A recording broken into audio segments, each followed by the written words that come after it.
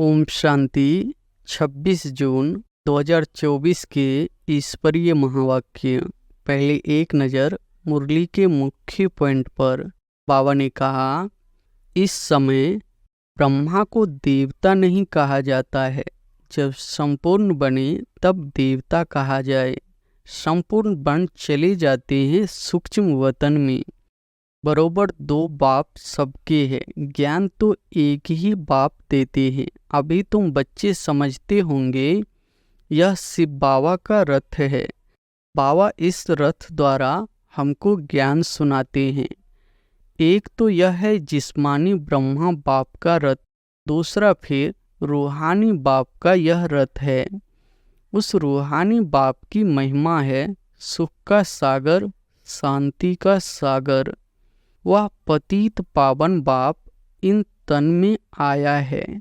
यह भूलना नहीं है, हम उनके बने हैं। यह सौभाग्य तो क्या पदम भाग्य की बात है। फिर उस बाप को भूलना क्यों चाहिए। और फिर बाबा ने कहा, यह कोई गुरु महात्मा महापुरुष आदि कुछ नहीं है। यह तो साधारण मनुष्य तन है, सो भी बहुत पुराना है। बहुत जन्मों के अंत में प्रवेश करता हूँ। विष्णु शंकर उन्हों का रचेता यह शिव बाबा है। बुद्धि ऊपर चली जाती है। परम पिता परमात्मा जो परम धाम में रहते हैं, उनकी यह रचना है। पहले सब एक की ही पूजा करते थे। भेदभाव की बात है नहीं। अभी तो कितना भेदभाव है। यह राम के भक्त है, यह कृष्ण के भक्त है। बच्चे भक्ति भक्ति है, ज्ञान ज्ञान है। ज्ञान का सागर एक ही बाप है। बाकी वह सब है भक्ति के सागर। ज्ञान से सद्गति होती है। और फिर लास्ट में बाबा ने कहा, वह छोटे नाटक तो विनाशी होते हैं। यह है अनादि अविनाशी, कभी बंद होने वाला नहीं। इतनी छोटी आत्मा, इतना बड़ा पाठ मिला हुआ है। शरीर लेने और छोड़ने का और पाठ बजाने का, यह बातें कोई शास्त्रों में नहीं है। शिव की भी बारात कहते हैं। बाबा कहते हैं, यह हमारी बारात है। तुम सब भक्तियाँ हो, मैं हूँ भगवान, तुम सब सजनियाँ हो। बाबा आया है तुमको श्रृंगार कर ले जाने। काल काल महाकाल सब आत्माओं को पवित्र गुलगुल बनाकर ले जाते हैं। सचमुच वैकुंठ आ रहा है। हम भविष्य में यह बनेंगे। श्री कृष्ण पर कलंक लगाते हैं, वह सब रॉन्ग है। यह ज्ञान सिवाय बाप के कोई भी ऋषि मुनि आदि दे नहीं सकते। लौकिक गुरु तो किसको भी मुक्ति, जीवन मुक्ति का रास्ता बता नहीं सकते। मीठे बच्चे, बाप में कभी संशय नहीं लाओ। संशय और निश्चय दो अक्षर है ना। बाप माना बाप, इसमें संशय तो हो न सके। और अब सुनते हैं महावाक्यों को विस्तार से। मुरली का सार है, मीठे बच्चे सदा इसी नशे में रहो कि हमारा पद्मा पदम भाग्य है। जो पतित पावन बाप के हम बच्चे बने हैं, उनसे हमें बेहद सुख का वर्षा मिलता है। प्रश्न है, तुम बच्चों को किसी भी धर्म से घृणा व नफरत नहीं हो सकती है, क्यों? उत्तर है, क्योंकि तुम बीज और झाड़ को जानते हो। तुम्हें पता है यह मनुष्य सृष्टि रूपी बेहद का झाड़ है। इसमें हर एक का अपना अपना पार्ट है। नाटक में कभी भी एक्टर्स एक दूसरे से घृणा नहीं करेंगे। तुम जानते हो, हमने इस नाटक में हीरो हीरोइन का पार्ट बजाया। हमने जो सुख देखे वह और कोई देख नहीं सकता। तुम्हें अथाह खुशी है कि सारे विश्व पर राज्य करने वाले हम हैं। ओम शांति। ओम शांति कहने से ही बच्चों को जो नॉलेज मिली है वह सारी बुद्धि में आ जानी चाहिए। बाप की भी बुद्धि में कौन सी नॉलेज है? यह मनुष्य सृष्टि रूपी झार है जिसे कल्प वृक्ष भी कहते हैं। उसकी उत्पत्ति, पालना, फिर विनाश कैसे होता है, सारा बुद्धि में आना चाहिए। जैसे वह जड़ झार होता है, यह है चैतन्य। बीज भी चैतन्य है, उनकी महिमा भी गाते हैं। वह सत्य है, चैतन्य है, अर्थात झार के आदि मध्य अंत का राज समझा रहे हैं। कोई भी एक्यूपेशन को जानता नहीं।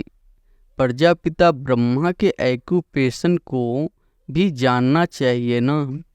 ब्रह्मा को कोई याद नहीं करते, जानते ही नहीं। अजमेर में ब्रह्मा का मंदिर है, त्रिमूर्ति चित्र छपाते हैं, उनमें ब्रह्मा, विष्णु, शंकर है।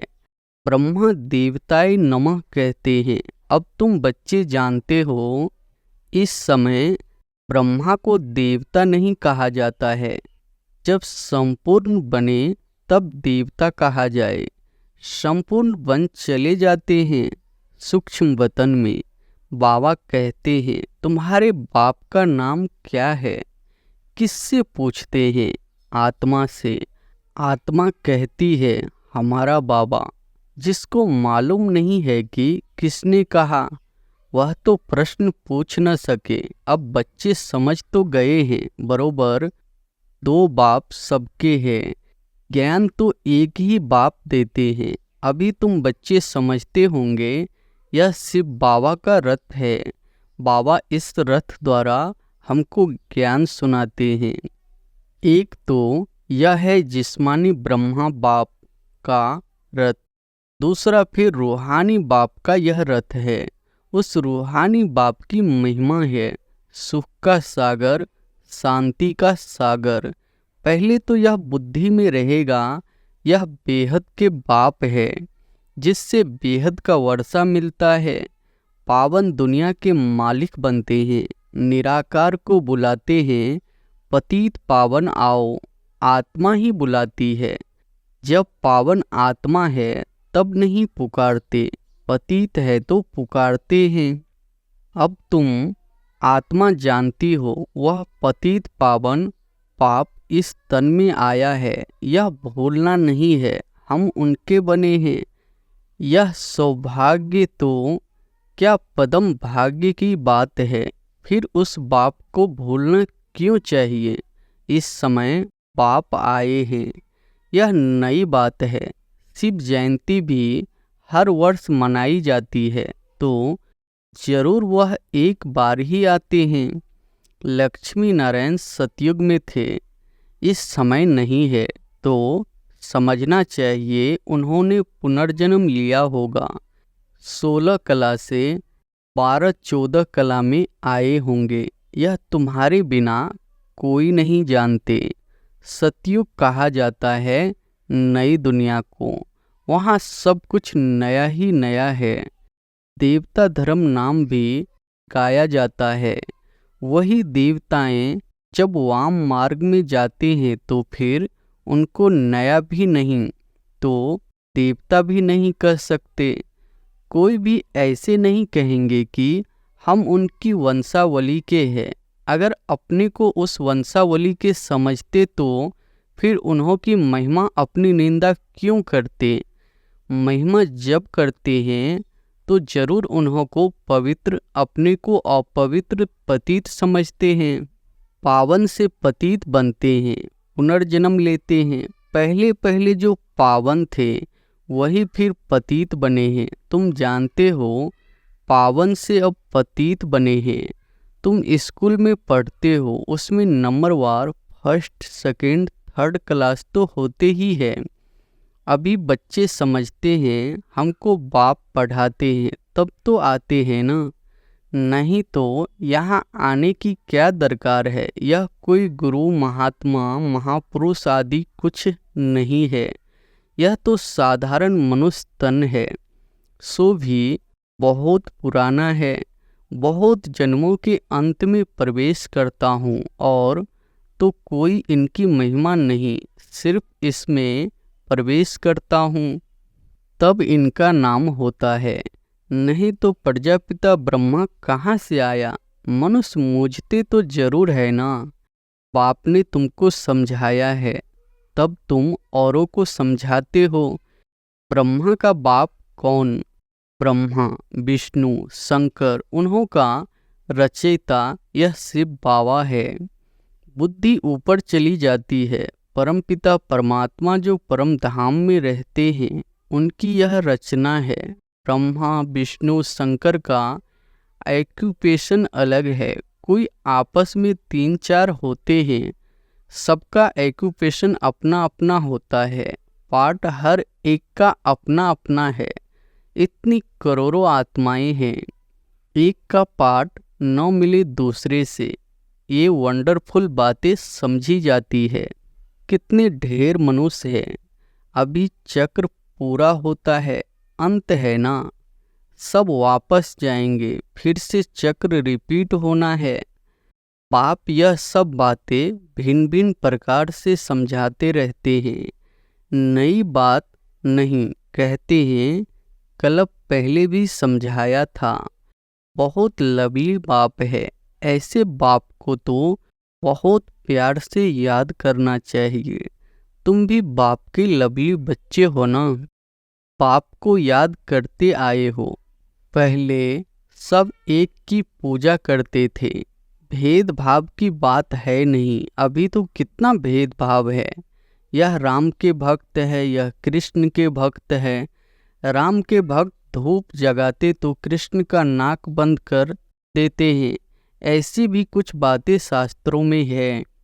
वह कहे हमारा भगवान बड़ा, वह कहे हमारा बड़ा, दो भगवान समझ लेते हैं तो रॉन्ग होने कारण सब अनराइटियस काम ही करते हैं।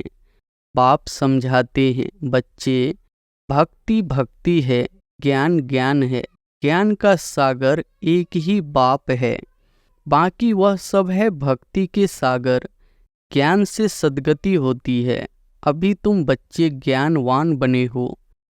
बाप ने तुम्हें अपना और सारे चक्र का भी परिचय दिया है जो और कोई दे न सके। इसलिए बाप कहते हैं तुम बच्चे हो सुदर्शन चक्रधारी।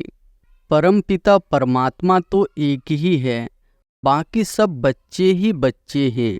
परमपिता अपने को कोई कह न सके। जो अच्छे समझदार मनुष्य है समझते हैं यह कितना बड़ा ड्रामा है। उनमें सब एक्टर्स अविनाशी पार्ट बजाते हैं। वह छोटे नाटक तो विनाशी होते हैं। यह है अनादि अविनाशी, कभी बंद होने वाला नहीं है।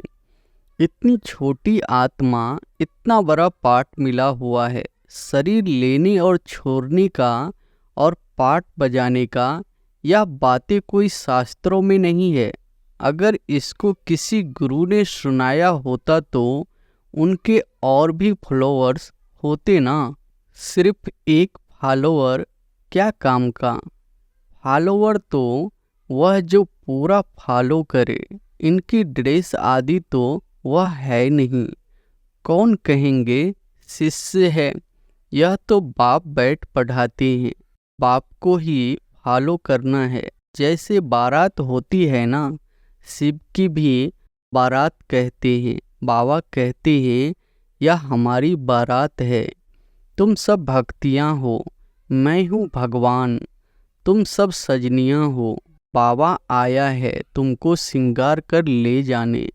कितनी खुशी होनी चाहिए। अब तुम सृष्टि के आदि मध्य अंत को जानते हो।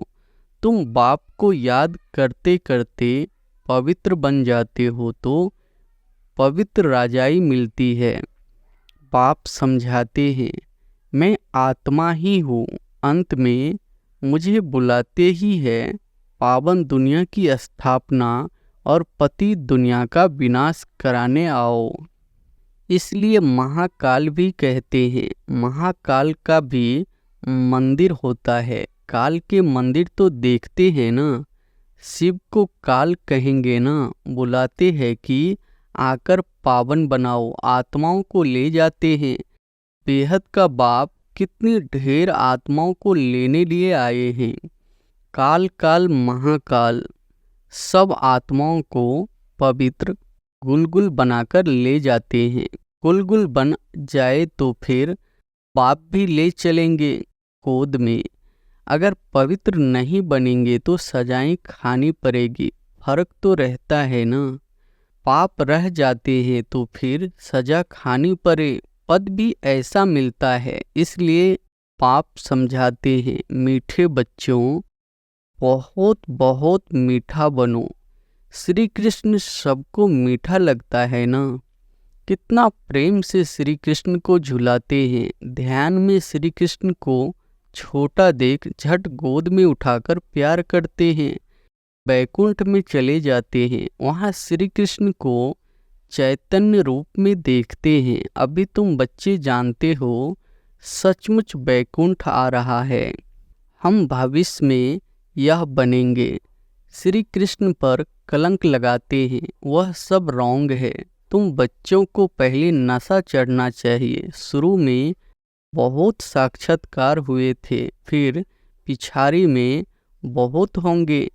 ज्ञान कितना रमणीक है, कितनी खुशी रहती है। भक्ति में तो कुछ भी खुशी नहीं रहती। भक्ति वालों को यह थोड़े ही मालूम रहता है कि ज्ञान में कितना सुख है, भेंट कर न सके।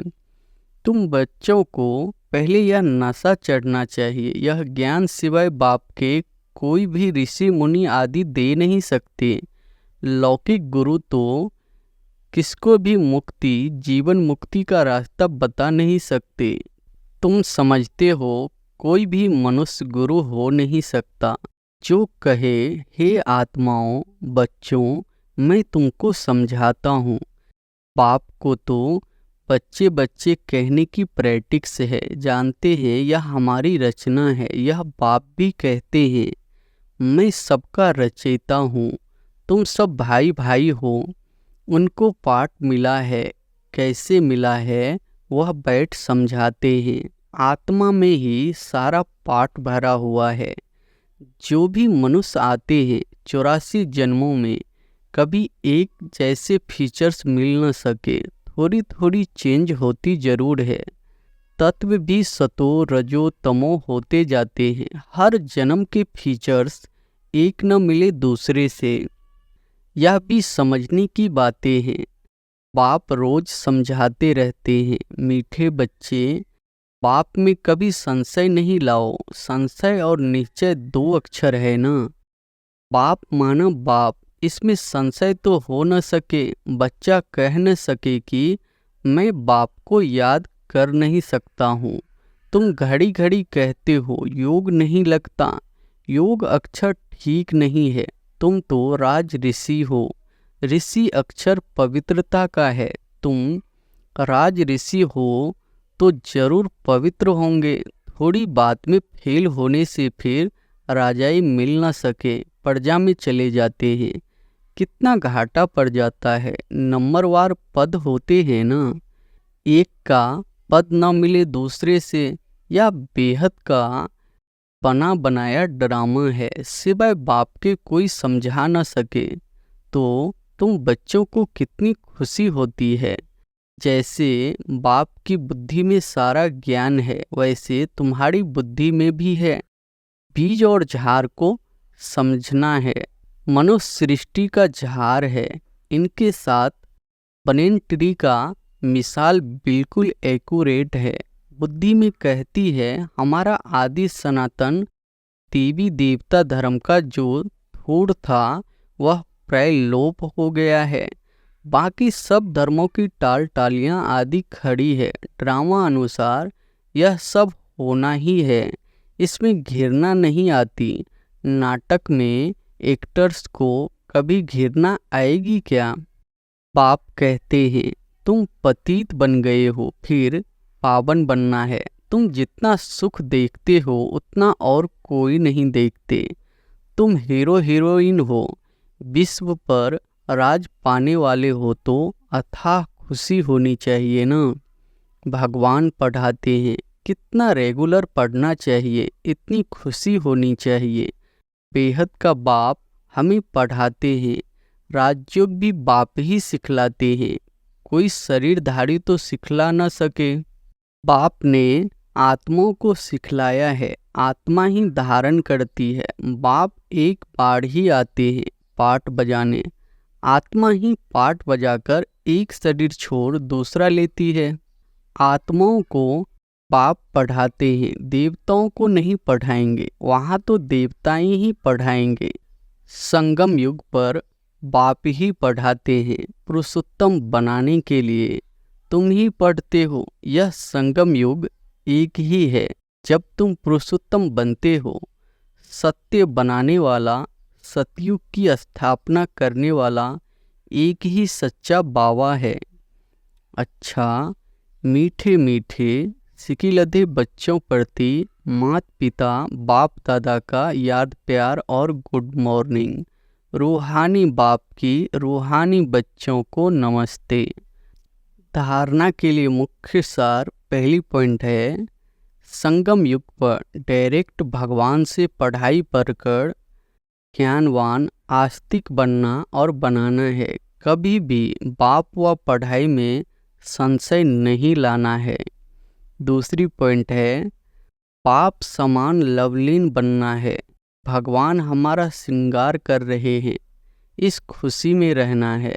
किसी भी एक्टर से घृणा व नफरत नहीं करनी है। हर एक का इस ड्रामा में एक्यूरेट पार्ट है। वरदान है, सेवाओं की प्रवृत्ति में रहते बीच बीच में एकांतवासी बनने वाले अंतर्मुखी भव। सेवाओं की प्रवृत्ति में रहते बीच बीच में एकांतवासी बनने वाले अंतर्मुखी भव। साइलेंस की शक्ति का प्रयोग करने के लिए अंतर्मुखी और एकांतवासी बनने की आवश्यकता है। कई बच्चे कहते हैं अंतर्मुखी स्थिति का अनुभव करने व एकांतवासी बनने के लिए समय ही नहीं मिलता, क्योंकि सेवा की प्रवृत्ति, वाणी के शक्ति की प्रवृत्ति बहुत बढ़ गई है। लेकिन इसके लिए इकट्ठा आधा घंटा व 1 घंटा निकालने के बजाय बीच बीच में थोड़ा समय भी निकालो तो शक्तिशाली स्थिति बन जाएगी। स्लोगन है, ब्राह्मण जीवन में युद्ध करने के बजाय मौज मनाओ तो मुश्किल भी सहज हो जाएगा। अच्छा, ओम शांति।